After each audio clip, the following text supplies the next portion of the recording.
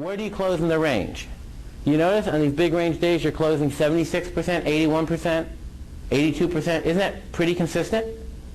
And you're talking about corn, crude oil, dollar index, yen, gold, NASDAQ, S&P. I mean, can you get any different markets than that for defined commonality between them? And the other important thing is this bull retracement. So on an up day, you're only retracing below the open anywhere from 13 to 20%. Do you see how little retracement there is? So if you have a day that's got 2 times the 80-day average range, you're going to close in the upper part of it, and you're never going to retrace more than 20% of the range below the open. And you can see that's universal across all these markets. Now what we're going to talk about here is the most classic short-term trading methodology. It's called opening range breakout. Using yesterday's prices and today's open gives us the maximum amount of information that we have on a given day. So we have all of yesterday's prices, we have today's open. The goal is to enter in the direction of a trend following day. So if we buy at some level above the open and sell at some level below the open, aren't we guaranteed to get into the trend following day? And if we set that level far enough away that we don't get caught in that little retracement, we should be home free. And even when we lose, hopefully we won't lose too much. Okay. So our theory go long above the open.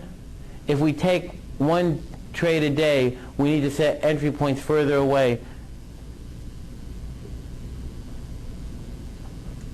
Okay. What I'm saying here is if we want to take if we're only going to take one trade a day, we can't have very short entry points on daily bars. I do a lot of research with opening range breakout on daily bars and just don't put in a stop on the day that we enter.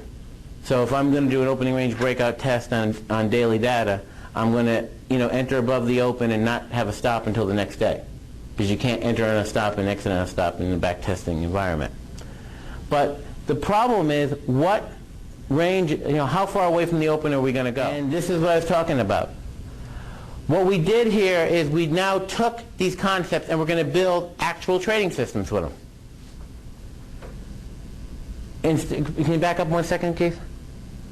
So instead of using arbitrary exits, we're going to do 2 things. We're going to have a stop and reverse system.